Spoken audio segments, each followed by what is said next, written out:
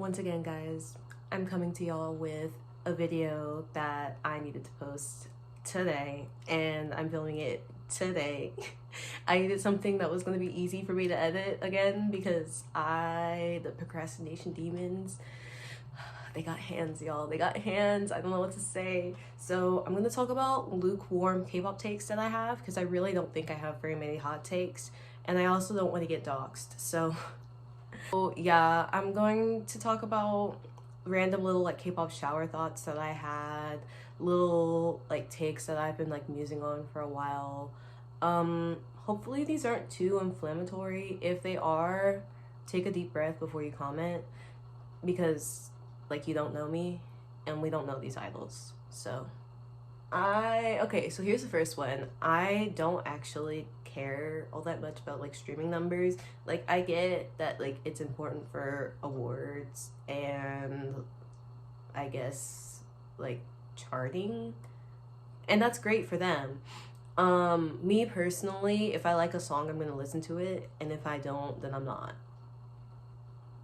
So I just don't understand why people feel the need to use them in fan wars all the time, because it really does not matter at the end of the day. Like, these are celebrities and we don't know them, and like it's cool when they win awards and stuff for everything, but like I feel like we forget that like streaming, especially on Spotify, like Spotify really don't be paying you shit. Like unless you are pulling in like Apatu's numbers, you're not getting paid shit, bro. I don't know. I just feel like it's really not as big of a deal as people make it out to be. And like if you care about it, like that's cool for you, but I think that like for me personally, I'm just at a point in my life where it's not really as much of a priority for me.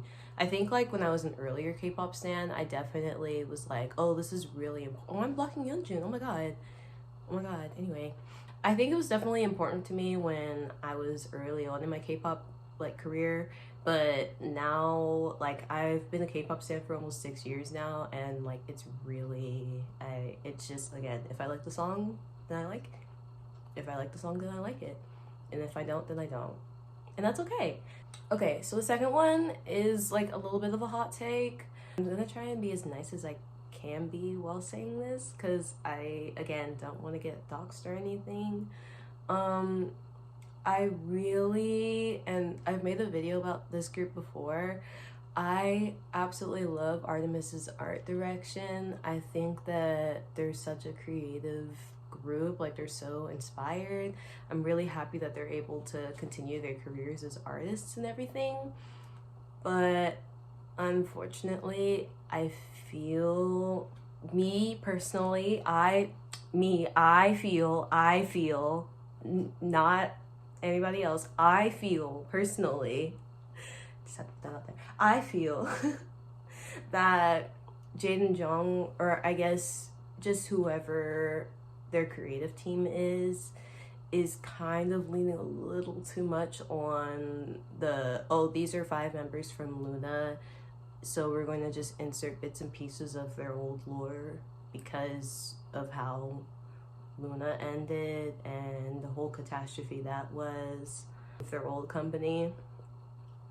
And I don't want to make this seem like it's a drag, because it's not.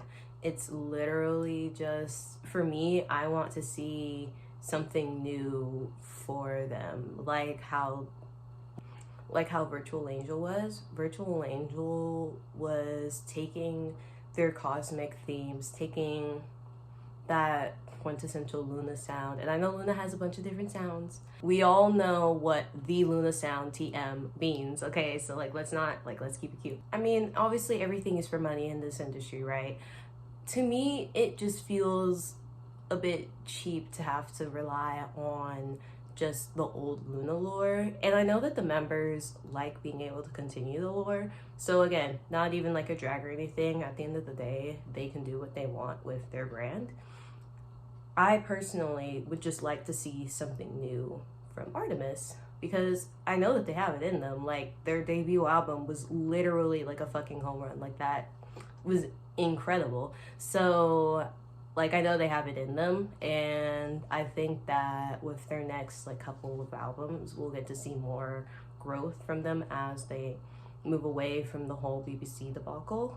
But with this Burn re-release, quote re-release, I don't actually know, but with the Burn re-release is what I'm going to call it, the Burn re-release, I think that we could stand to maybe hold off on that, maybe use that as like a special project type thing, and focus more on establishing who Artemis is instead of taking from the old Luna stuff, in my opinion.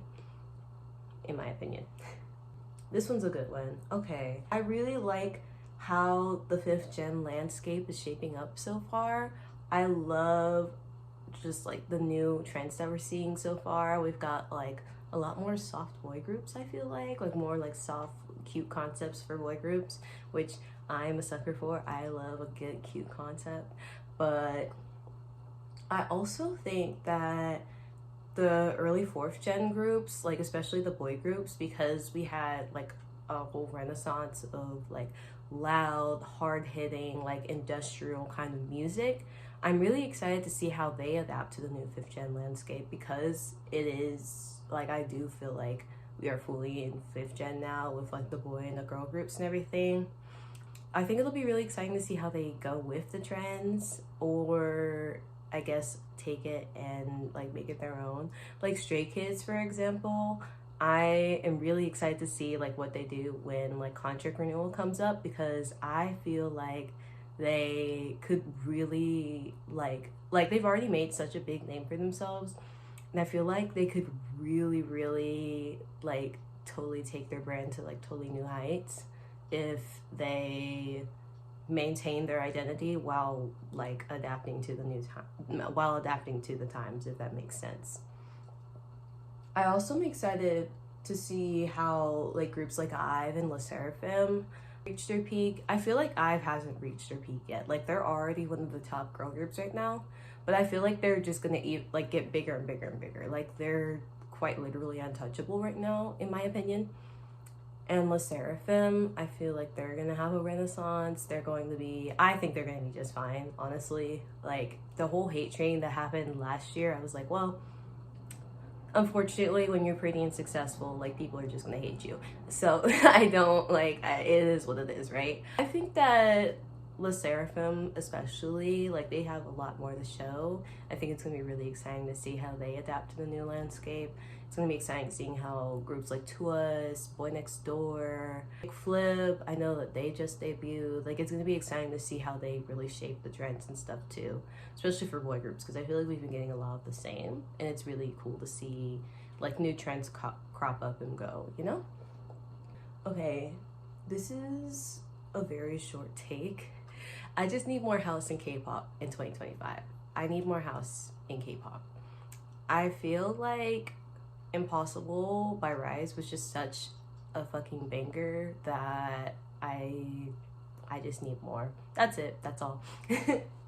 Oh, this is a good one. More practical K-pop merch in 2025. I want to see beach towels.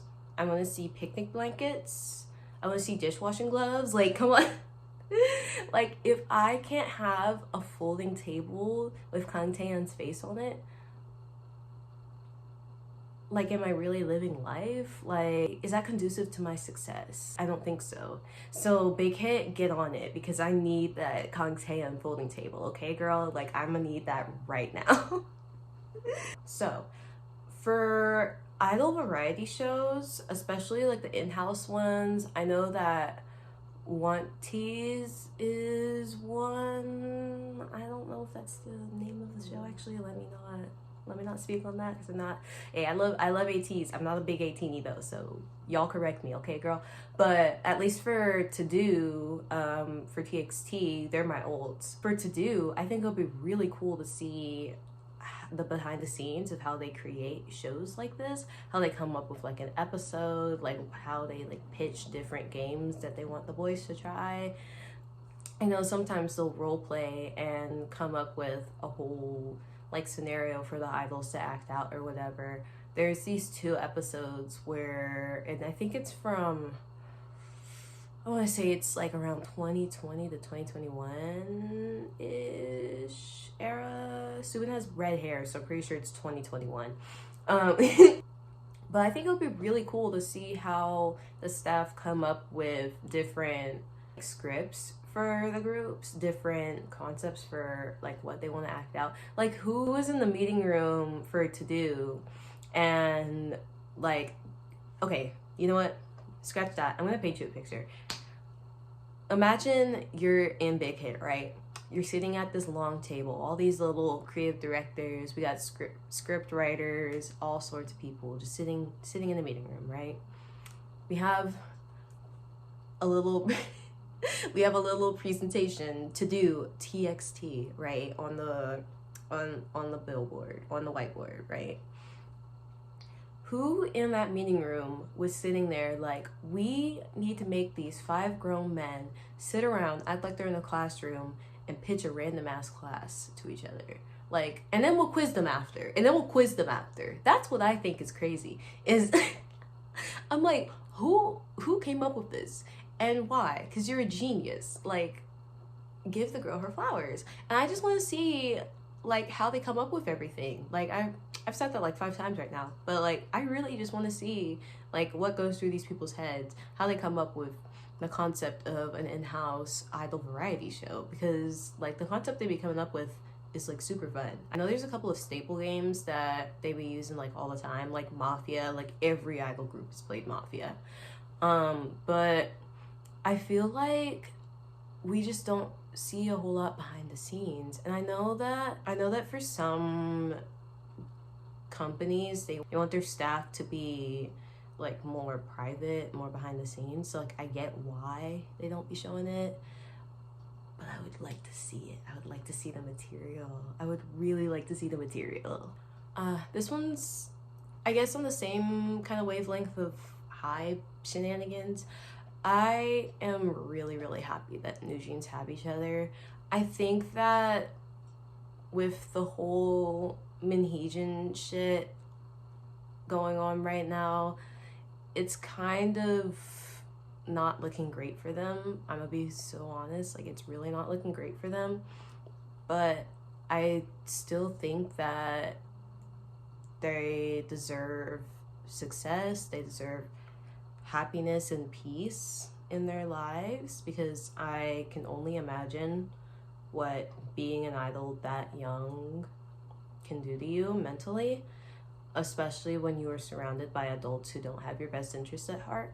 And I think that regardless of the decisions that those 5 girls make, that I don't know, I think I'm still gonna be rooting for them regardless. Like I'm definitely not the person to be like, oh yay Hybe or whatever, because I literally like that is a conglomerate, girl. Like I'm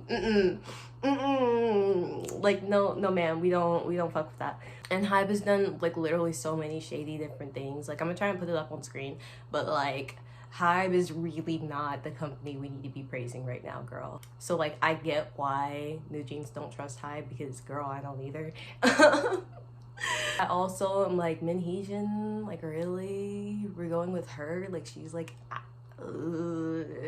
she's in the same ballpark as Hybe. Like she's not, no. So in that sense, I'm like, like I get people being like, supporting Minheejin is like a dumb decision, because yes, it is. I'm not even gonna like sugarcoat it. So yeah, like supporting Minheejin is not great. And also, they're like, what, 16 to like 21 years old. Like, I feel like a lot of people don't realize what it's like to be a young adult. And especially in like the arts, where it's so incredibly easy to get taken advantage of. I just feel like as they get older, and you never know, like they might not ever realize that Minheejin is a shitty person, and that's on them, and we'll hold them accountable. But I think with time, at least for me personally, I don't know these idols, but for me personally, I feel like as time goes on, they're going to realize that she really isn't the savior that they think she is. And like, I just hope that they have people in their corner to really be like, hey, what, regardless of what you do, like with whomever you decide to do it with, whether it's like entertainment, whether you decide to step away from the industry, whatever, we got your back. Like, I hope that they have just someone in their corner, even like a friend, you know? And I'm glad that the 5 girls have each other too, because like, I don't know, I just think about like being in that kind of situation myself, and to be honest, like if I were like groomed by unhinged, I probably would be doing very similar things to them. So it's like, I don't know, maybe this is just me projecting my own life experiences onto people I don't know. But I just feel like we should be giving them a little more sympathy than they are currently getting right now. And yeah, that's just me. That's me. Oh, this one's kind of messy.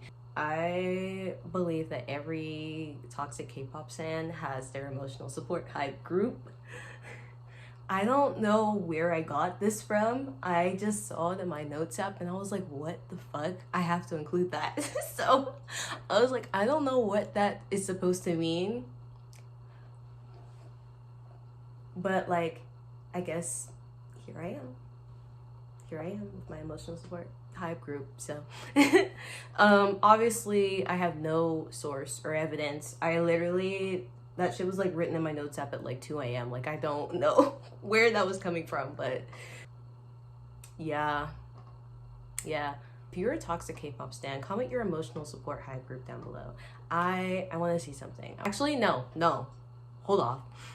Okay, so comment your toxic K-pop trait and then comment your emotional support hype group, because I want to see if there's like a correlation there. Okay, I'm gonna do mine. Let me what is my like toxic K-pop trait? Because I have a couple, but I'm like, I haven't been posting on YouTube long enough to to air that out yet, so let's not.